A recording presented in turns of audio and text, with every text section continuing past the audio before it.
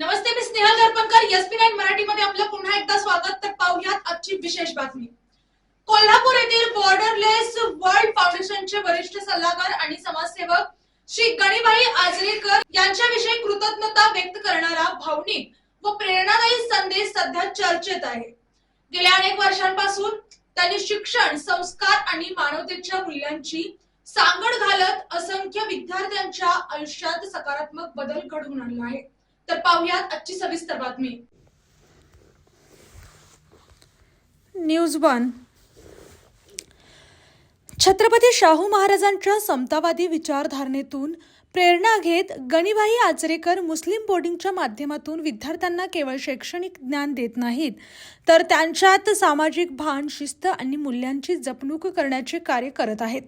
गेल्या 20 वर्षांपासून ते बॉर्डरलेस वर्ल्ड फाउंडेशन सोबत सक्रिय असून विशेषतः जम्मू काश्मीरमधील मुलींच्या शिक्षण आणि सर्वांगीण विकासासाठी त्यांनी मोलाचे योगदान दिले आहे. आज या कार्यक्रमातून अनेक मुली कोल्हापूरमध्ये कायदा, अभियांत्रिकी आणि इतर उच्च शिक्षण घेत आहेत. या विद्यार्थिनींना गणीबाई केवळ मार्गदर्शन करत नाहीत, तर त्यांना जीवनातील मूल्य आणि स्वावलंबनाची जाणीवही करून देत आहेत.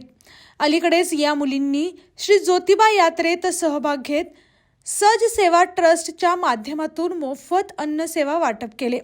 या अनुभवातून त्यांना सेवा, समर्पण आणि मानवतेचा खरा अर्थ अनुभवता आला.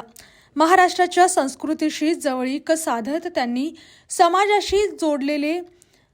समाजाशी जोडले जाण्याचे महत्त्वही आत्मसात केले.